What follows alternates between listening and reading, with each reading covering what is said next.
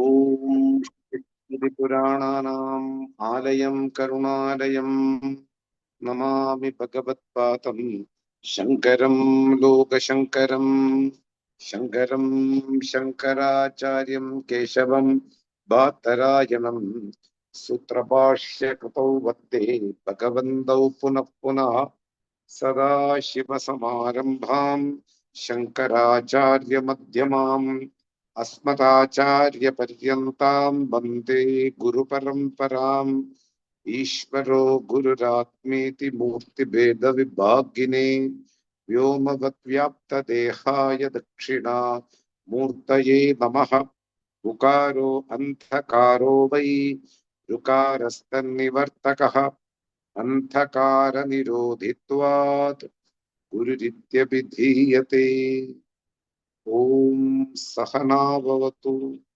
Sahanau Bhunattu Sahaviryam Karavavahai Tejasvinavathitamastu Ma Vidvishavahai Om Shanti Shanti Shantihi Om Bhadran Karne Vishrniyama Devaha Bhadram Pashyemakshaviryachatraha Sthirairangai Sushtuvam Sasthanupihi Vishema Devahitam Yadayuhu Swasti na Indro Vrittashravāha Swasti na Pusha Vishyavedaha Swasti nastaksho Arishtanemihi Swasti no Brihaspatir Dathatu Om Shanti Shanti Shantihi Atharva Vediya Māṇḍūkya Upaniṣad. One of the most relevant Upanishads among all Upanishads.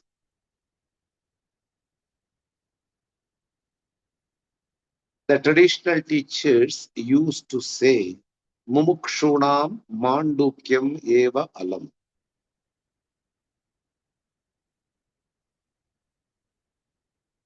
A person who decided to get liberated from this universe, you don't want to teach anything for anybody, is not interested other than moksha, and he wants in a systematic way in a short time, then one need to study Māṇḍūkya Upaniṣad.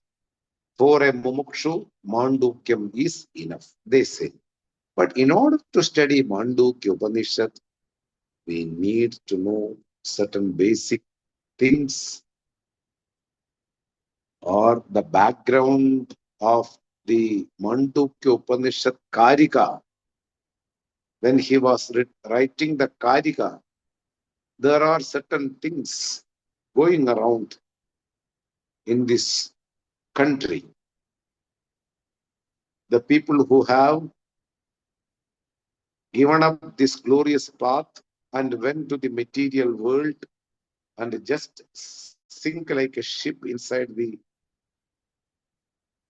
material pleasures and come again with another birth. So, like that, some other visions regarding the truth, certain other ideas regarding the truth, all these things are brought in his kārikā to negate, to deny, to make them clear that idea is wrong, this is the proper idea. That Māṇḍūkya Upaniṣad is connected always with the kārikā. So we study also according to the tradition that along with the kārikā, Māṇḍūkya Upaniṣad should be studied along with the kārikā. We are in the first chapter of the kārikā. There are 4 parts for the whole kārikā. Kārikā means a group of verses. And these verses are divided into four. And first section is called Agama Prakaranam. Those verses which are connected with the Upanishads or scriptures, connected with the other Upanishads or scriptures. And we are in the 18th verse of the first chapter of the kārikā. And we already saw the meaning of this verse in the last class. Still, we will see what is told for the connection of the next verse. I will read the kārikā and I will give you the meaning. Vikalpo vinivarteta kalpito yadi kenachit ubadeshadayam vadaha jnate dvaitam na vidyate. Vikalpo vinivarteta kalpito yadi kenachit ubadeshadayam vadaha jnate dvaitam na vidyate. So, this verse says, connecting with the previous verse,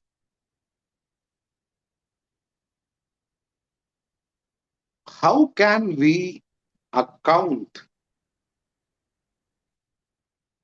the divisions which are seen in the empirical world from the standpoint of non-duality? When a teacher teaches the non-duality with a lot of examples from different dimensions, a teacher will put effort because the person who is sitting right in front of the teacher may click in somehow in some examples. So he will take different dimensions. In which dimension he will get the whole idea that teacher doesn't have. So he will put all kinds of dimensions of looking towards the vision. So here, if a person asks, who is right in front of the teacher, non-duality is the only truth and which is being taught by you, and we can understand also. From the standpoint of non-duality, nothing exists in the world. From the standpoint of duality, nothing is real, whatever we see. From the standpoint of reality, these things which I perceive are unreal or not, they are existing at all. From the standpoint of non-duality, the division is an illusion.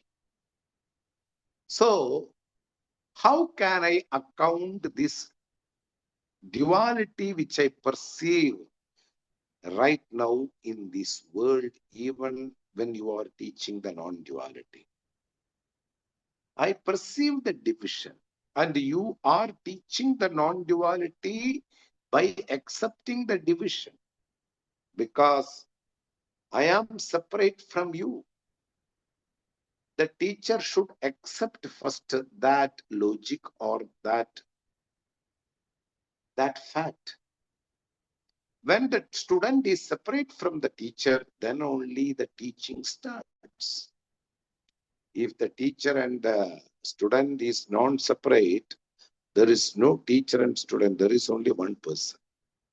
But teacher should accept the duality that a student is separate from the teacher. Then only the teaching will start really.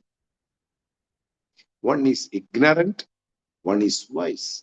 The wise will share the knowledge. So, how can we account this duality when you are teaching the non-duality by accepting the duality is a truth. Without the fact that duality exists, there is no teaching. The teacher is wise and the student don't have any idea about the non-duality. Then only the teacher will teach, so that we can infer that teacher has accepted that there is a person separate from the teacher, who is a disciple, who is a student, and he is a mumukshu, he is a seeker, he should know what is non-duality. Then only the teacher will start teaching. So how can we accept, how can we account when the teacher himself or herself accept the duality or dualistic vision being real? The teaching begins. How can we account that? How can we understand that from the standpoint of reality? Non-duality will be contradictory when you analyze with the base of your experiences and your perceptions, with the empirical experiences and empirical perceptions. Whatever rules you see in the empirical world will only apply in the empirical world. You cannot take the empirical rules to the ultimate reality. Ultimate reality should be analyzed and seen through scriptures. Your empirical vision should not be a measuring scale towards non-duality. You see non-duality with the eyes of scriptures, or by basing the scriptures, keeping the scriptures as the base to analyze non-duality. So what about empirical experiences? Empirical experiences are not a measuring scale in order to realize non-duality. This is the first logic or first fact one should know. Empirical experiences, empirical perceptions are only there in the empirical world. These facts are not a measuring scale towards the non-duality or towards the ultimate truth. So here the verse says, Vikalpa, the divisions which we see, the teacher, the disciple, the teaching, etc., etc., we call it in Sanskrit Triputi, three divisions: the world, me, and the vision. I see the world, so there is a vision for me.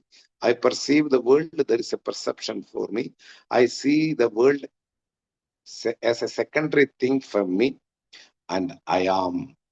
So myself is Pramata, the perceiver, and the world will become the object of perception, Prameyam, and my perception, Pramana, eyes. Similarly, there is a way of presenting the things in the scriptures also. So, for the time being, you understand properly that the perceiver, the object of perception, and the perception, these divisions are not real. It's an illusion.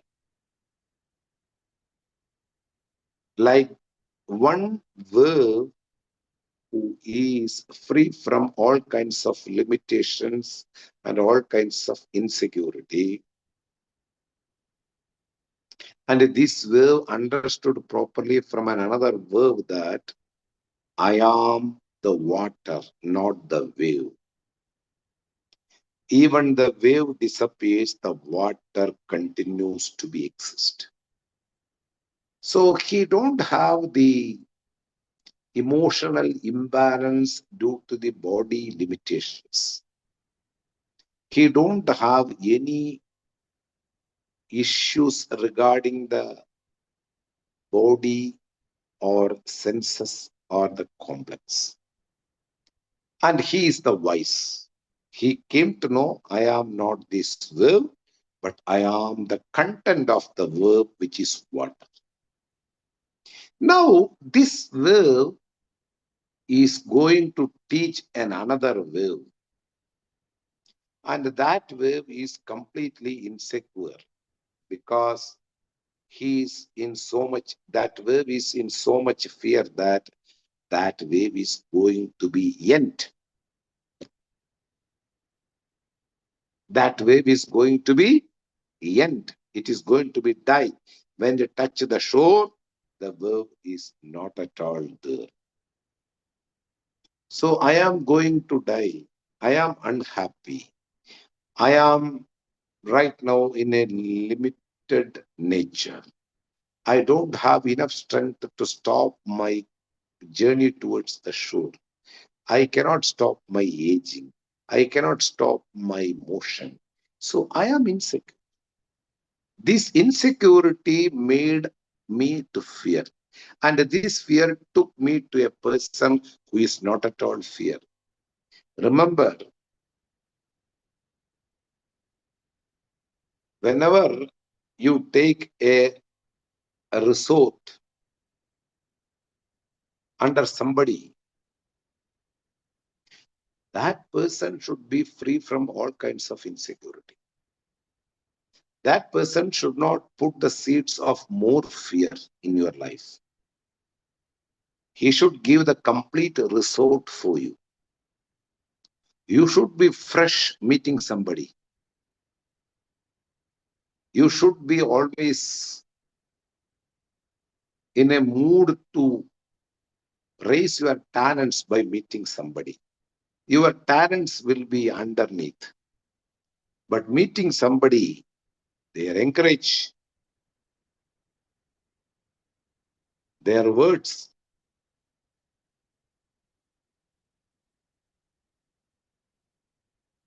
their vision towards you,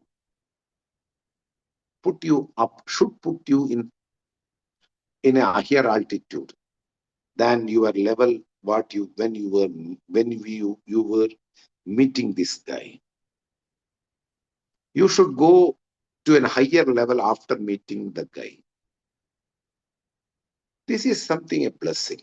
When you meet somebody, your level of thinking, your level of actions, your level of fear and insecurity, everything should get modified. So here, a verb which is not at all fear about the death of oneself, and he know the secrets behind the death, and he know the secrets behind all kinds of limitations. So he is free. He is free.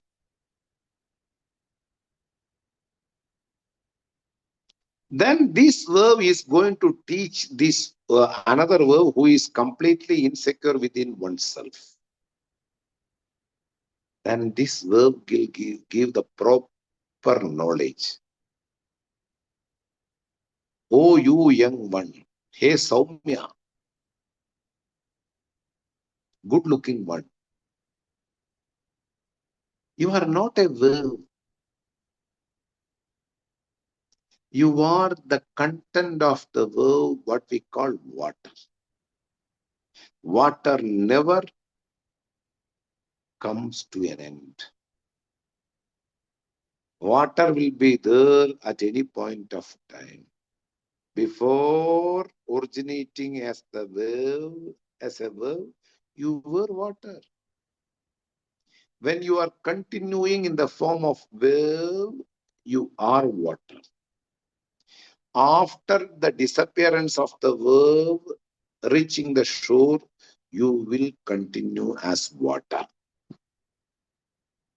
This Upadesha, this instruction If you are ready to receive the instruction, that one instruction is enough to take away all your fear regarding the body, regarding the mind, regarding your senses, regarding your experiences which you have not gone. I am water. Why should I worry about my non-existence?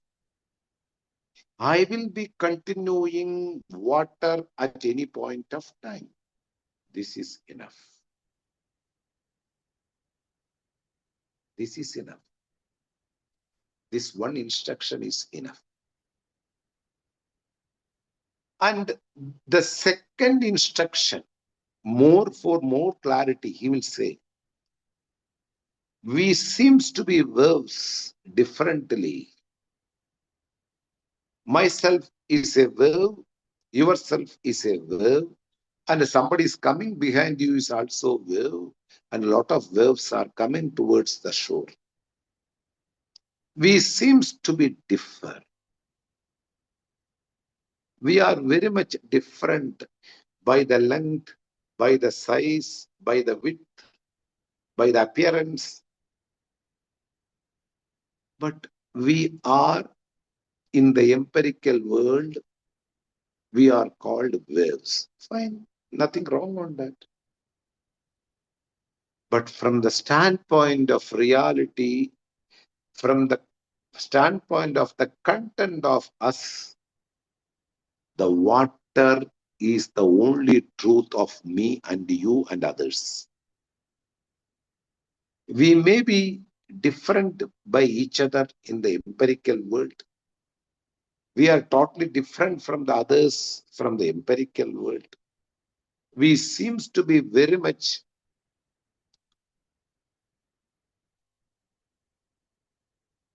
dissimilar in appearance, in force, when touching the shore, everything.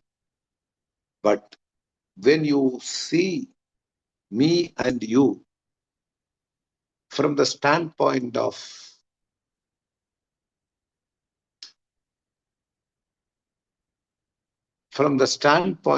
reality, the content, we are water. We are non-separate from the content if you come to know the real content. This idea is presented here in this verse. All these instructions you have to collect as the base for understanding this verse.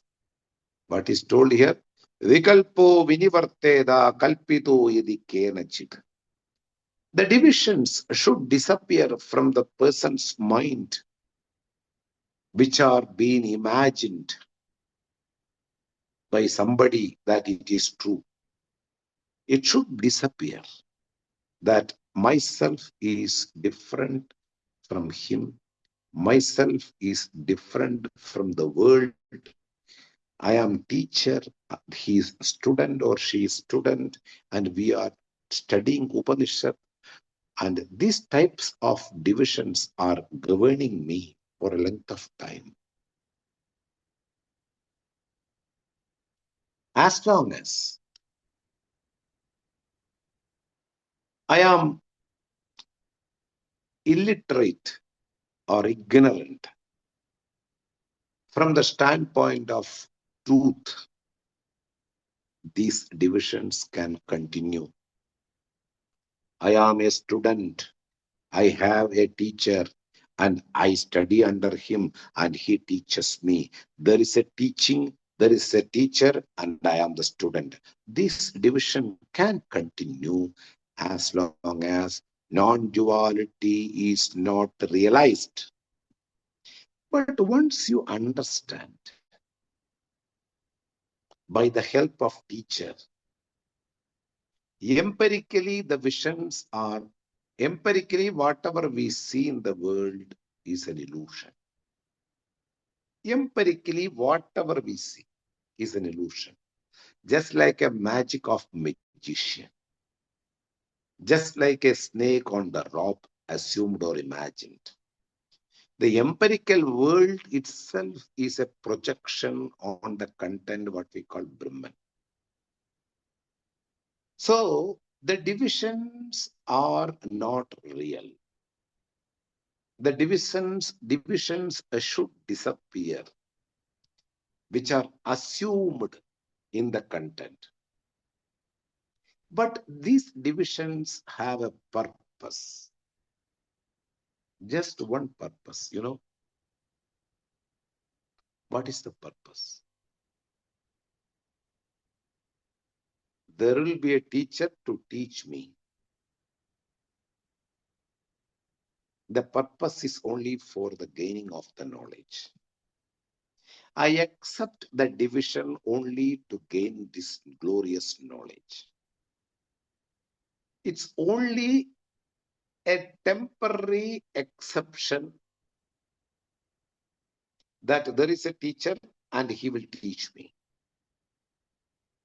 This division is not permanent.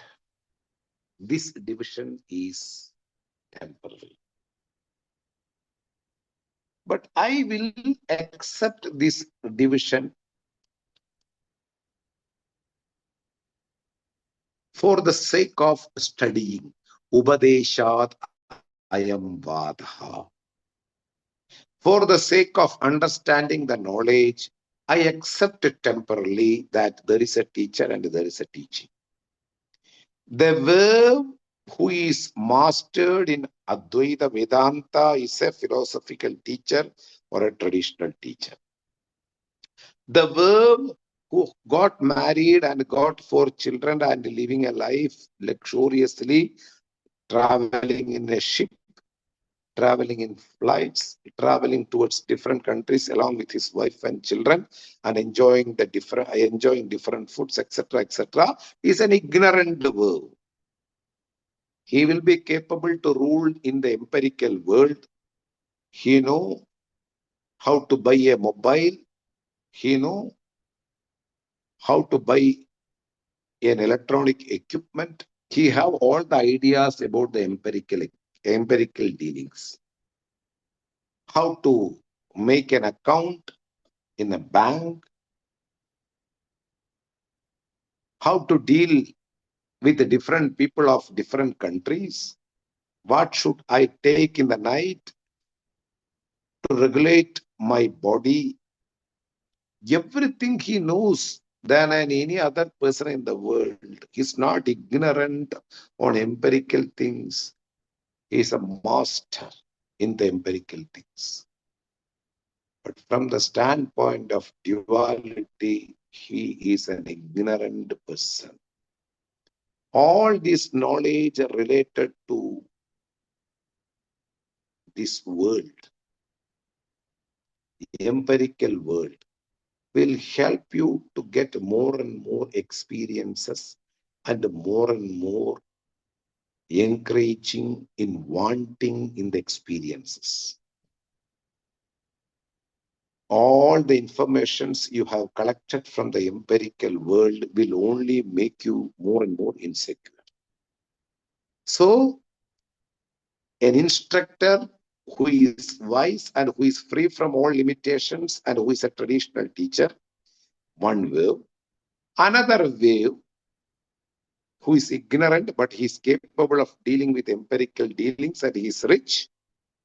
But from the standpoint of reality, he is ignorant. That wave is ignorant. So, one wave who is wise is teaching the another wave. Keeping the idea that we are one and the same content, we are water. Apart from water, nothing exists in the ocean. But as a verb, I should teach this verb that reality about the nature of his and mine. Thus, for the time being, temporarily, the teacher will accept there is a division from me. Even though he knows the truth, for the teaching, a temporarily accepted division is there. There is a student who is ignorant. I need to teach that student in the form of words. Thus, temporarily the division is accepted for the sake of knowledge. This is called Upadeshad Ayam Vadaha. This argument or this fact that non-duality being the topic or the subject, how can one teach another? That means based on duality, how can you teach non-duality? Without accepting the division between the teacher and the student, there is no teaching of non-duality. So exception of duality and teaching the non-duality, there is a contradiction. So here, this verse will give the whole meaning. There is no contradiction. The verbs are only based on one content, water. And a few waves know that we are water, we are not waves. But other waves are insecure because they are limited. Then one of the verb who is wise will advise, give the instruction, no need to be insecure. You are unlimited water. When the teaching is given on that time, you need to partially accept that there is a person who is ignorant about the reality. This is what we call Upadeshad Ayam Vadaha. Then after knowing the truth, the body of the teacher will exist, but the student is convinced that the body is an illusion. Body is a mere projection. The standpoint is ultimate reality. My standpoint and also Guru's standpoint.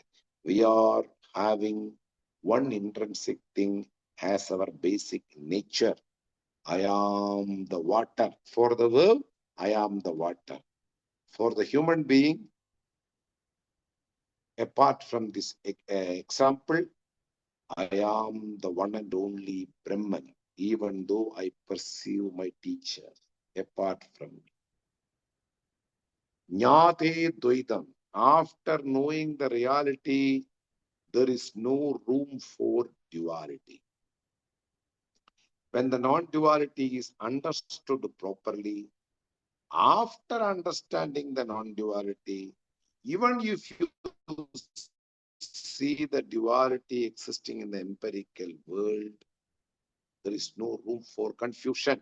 There is no room for doubt. There is no room for accepting the duality because Jnate Dvaitam na vidyate.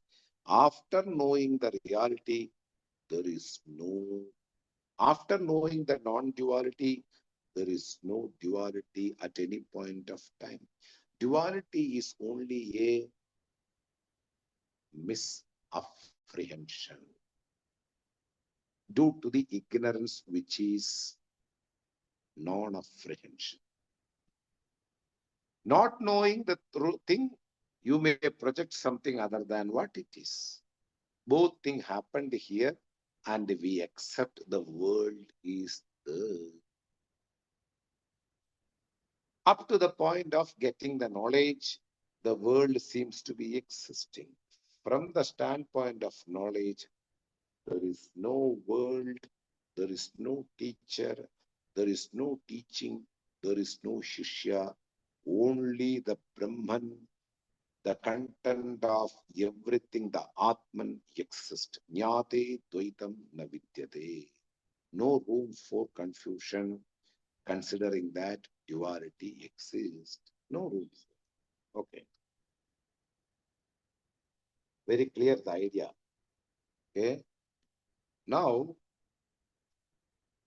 in the tradition, after completing the 18th verse, Māṇḍūkya Upaniṣad is presented again.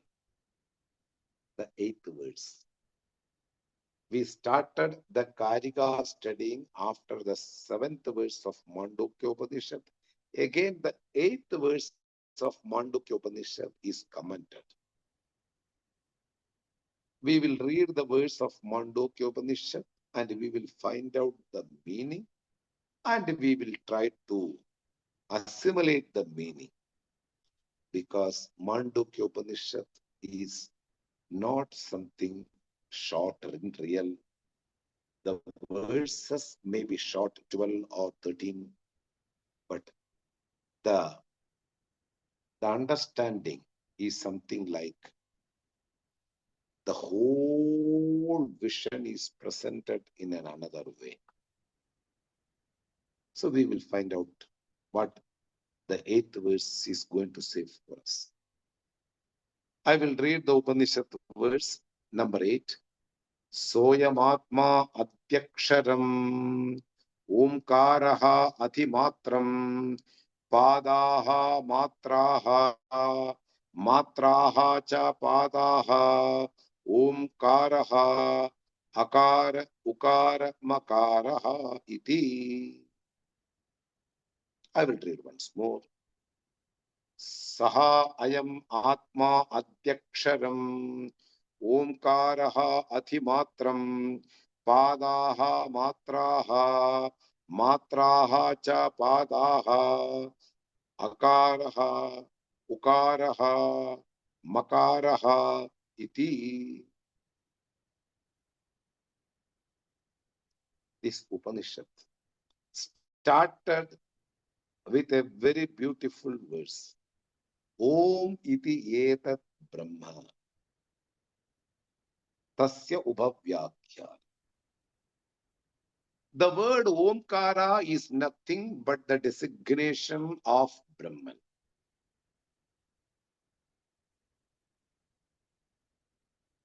The Om and the Brahman is one. The Om is the name of the truth. And the Om is to be understood properly. This was the opening statement of the Upanishad. In the second verse, Soyamatma Chatushpat. This Brahman, which is Atman, the internal, the self of every living being, that self is endowed with 4 quarters. Soyamatma Chatushpat. 3 matras, and all together we say amatra.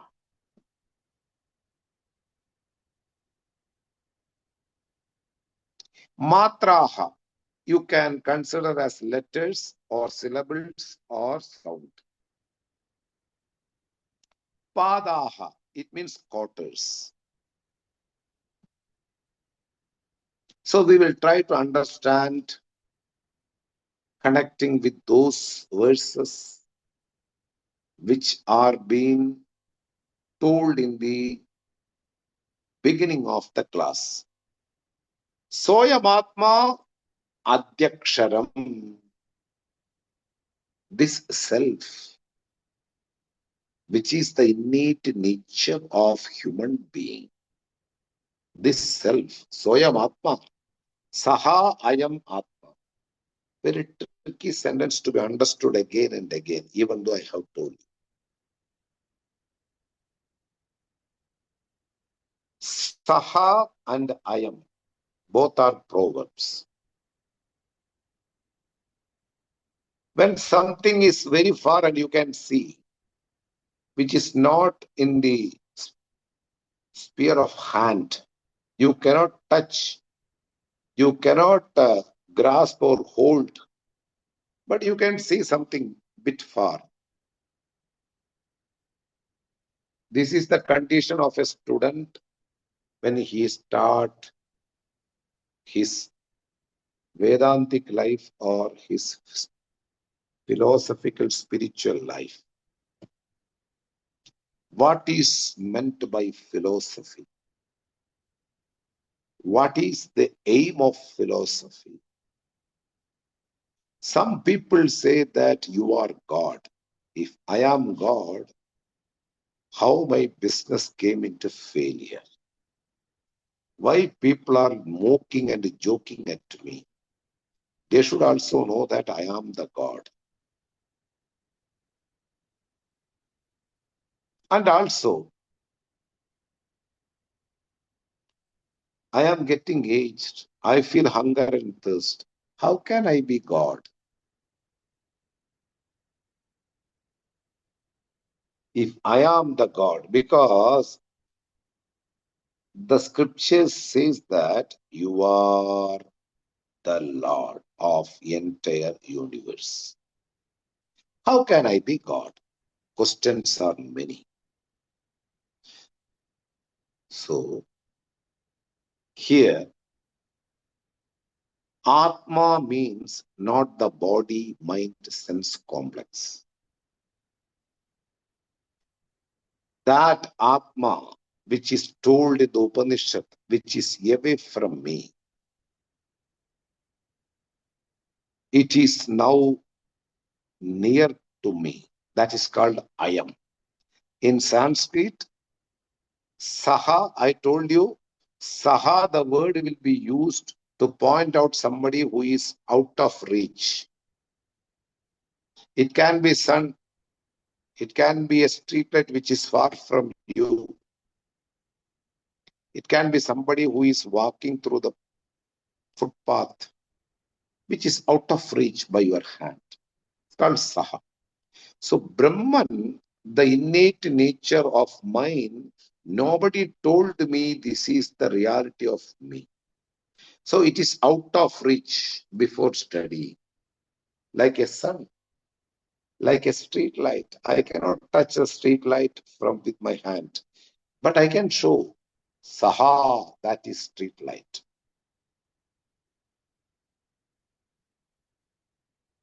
I am, the word means this. That thing which I want to achieve before the beginning of my spiritual journey, now it is within my range. This. Because when you start studying under a traditional teacher, you will come to know that you are not this body, you are the ultimate truth who is pervading everywhere. So it became this, because when all pervading the word comes into picture, means nothing is left out. Everything got the pervasion. Everything is pervaded. Everything, everything. From the small worm to the stars, the entire creation is nothing but the manifestation of the reality. He is pervading in each and every cell. It is pervading in all your part of the body. Like this, everywhere in the universe, this is the only thing pervading everywhere. When this is the truth,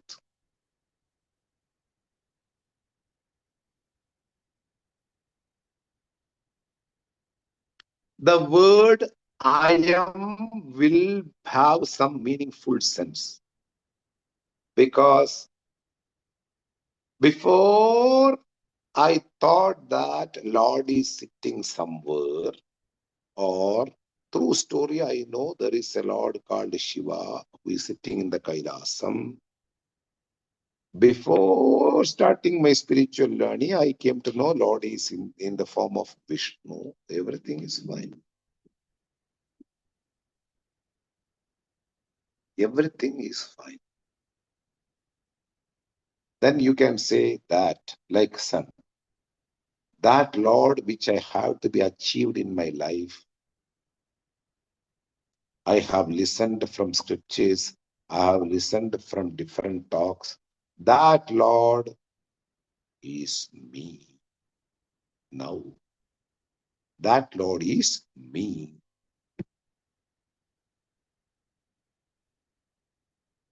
Because now I am that entity which is yet to achieve is now achieved because it is me. Then this Saha Ayam Atma. That self which was ignorant to me before the beginning of the journey became myself. I came to know that it is me. That self, that Atman. So I am and Saha, the both word have a beautiful sense. That which is out of reach is now under in my hands. So that this is a pen, this is a mobile, this is my house, which I can touch and show you. When you say that means it's out of reach. So my spiritual entity, which is my goal, was once upon a time out of reach. Now it is in front of me.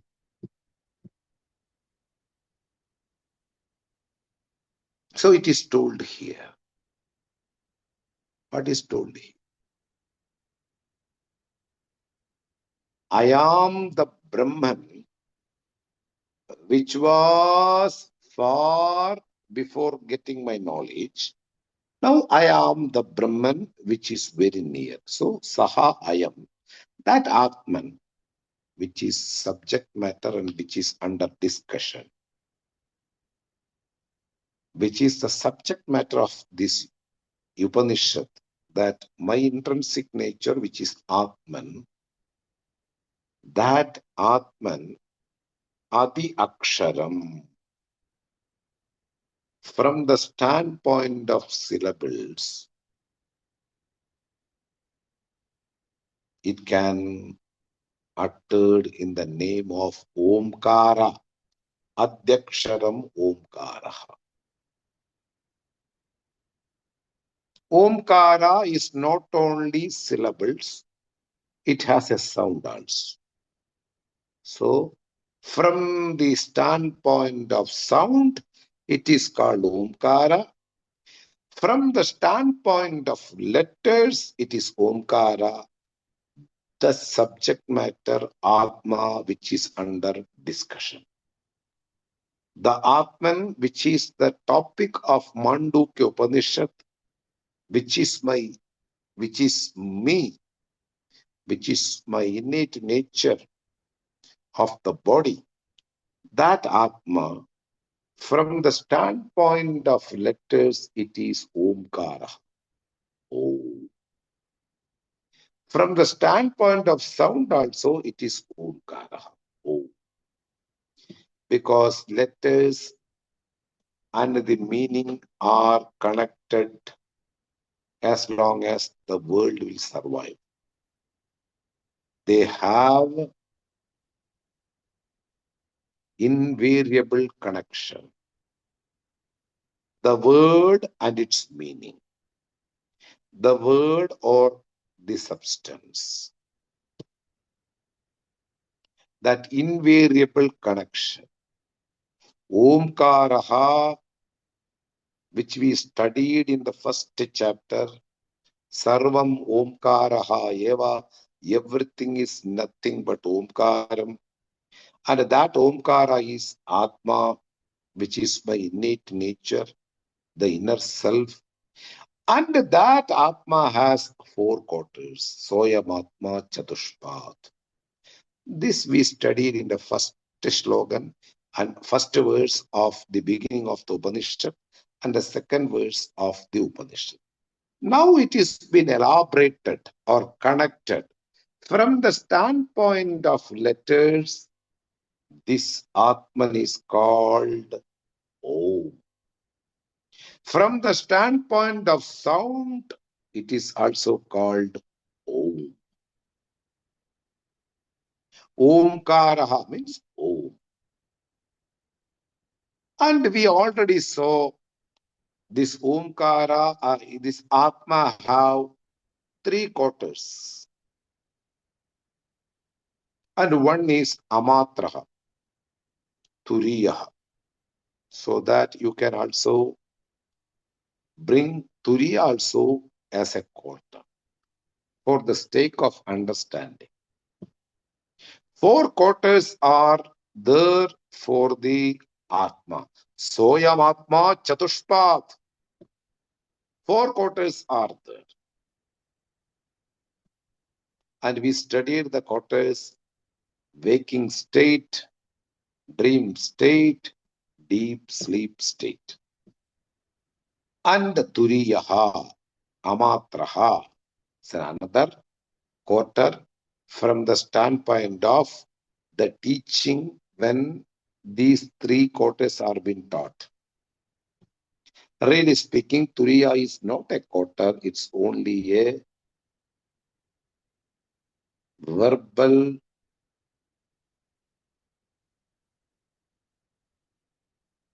dimension, verbal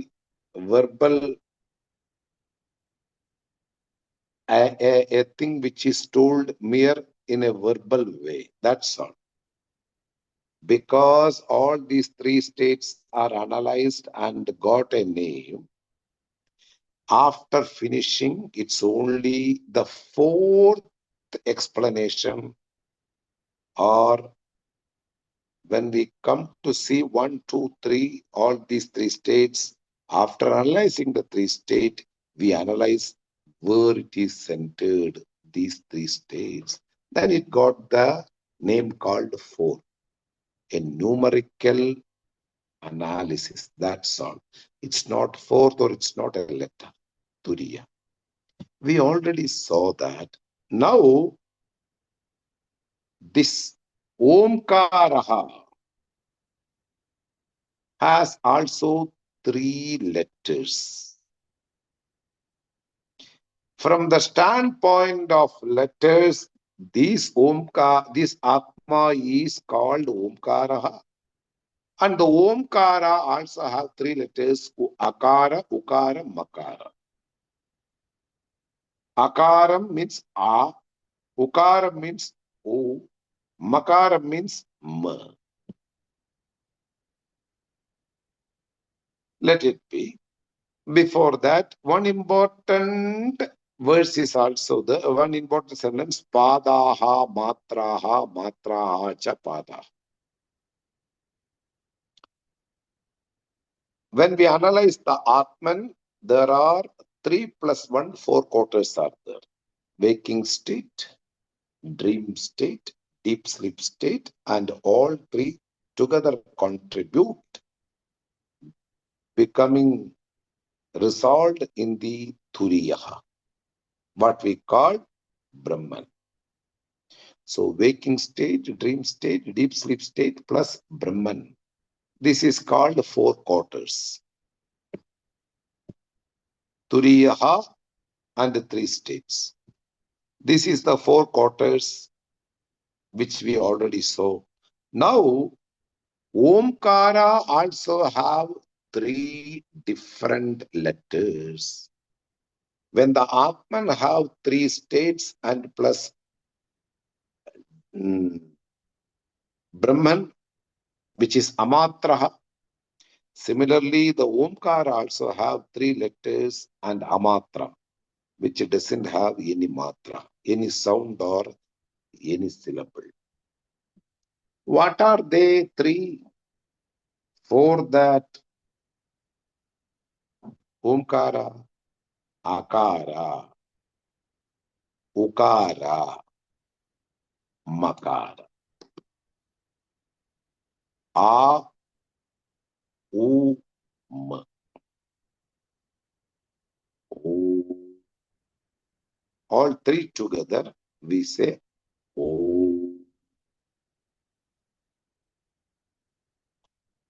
This chanting of Om itself is Mangalam, Kalyanam, and also Nirvignam, without any obstacle. An auspicious beginning is done by chanting Om. Not only it is auspicious, this is a syllable given in the Vedic section several times with every mantra. Without Omkara, there is no mantra in Vedas. So much to be understood regarding Akara, which is the one part of our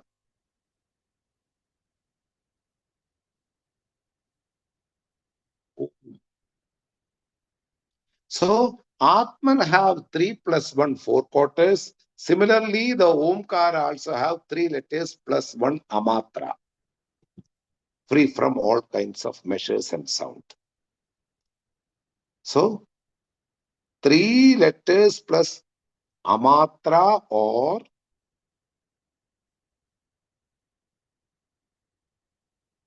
the Turiya, free from all letters.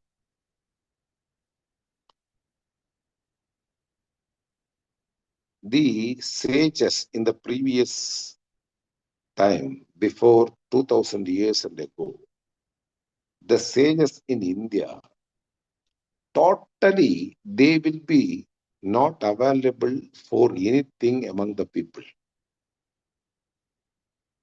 They don't utter even a word without knowledge. This is called amatraha. Here, after getting the 3 words continuously, now only for the sake of understanding, the Omkara, which is having 3 letters, is called Amatraha. So here it is told, Amatraha plus 3 letters is called Omkaraha. And the 3 quarters, Jagram, Supnam, Sushupti, and the Amata, the Turiya Avastha is the Atman, the self. The resemblance of the self in the Omkara or the Omkara and the Atman are having similarities. When compared to Atman, the Omkara also 3 quarters or 3 letters, and they are having some similarities regarding their nature, and also the whole whole syllable is called Om. So the similarities and the resemblance are given in this verse. That Atman, which is having 4 legs, have one state as Jagrita Sthanam, and from the standpoint of reality, the second state, waking state, from the standpoint of reality, we analyze all these fake illusion ideas. Third state, deep sleep state. These 3 states are nothing. When the rise of Turiya, the enlightened one, who is not interested in states or the people, this is a part of creation, he live a life. So 3 states plus Turiya is called Atman. 3 letters plus Amatra is called Omkara. Omkara is nothing but the designation of Atman. Atman is the name and the Omkara is the designation for that. Matraha Padaha, Padaha Matraha. The quarters and the Turiya are the resemblance of akaram, ukaram, makaram plus amatraha. I will give you more details in the next class. Om Swasti Prajabhya Paripalayandam Nyayena Margena Mahim Mahisha Gobrahmanebhya Shupamastu Nityam Loka Samasta Sukhino Bhavantu Kale Varshadu Parjanyah Prativi Sasya Shadini Deshoyam Choparahitah Brahmana Santu Darbhayah Sarve Bhavantu Sukhinah Sarve Santu Niramaya Sarve Bhadrani Pashyantu Ma Kaschid Dukkha Bhag Bhavet Asato Ma Sadgamaya Tamaso Ma Jyotirgamaya Mrityorma Amritam Gamaya Om Purnamadav Purnamidam Purnat Purnamudachyate Purnasya Purnamataya Purnameva Vashishyate Om Shanti Shanti Shanti Harihi Om Shri Gurubhyo Namaha Harihi Om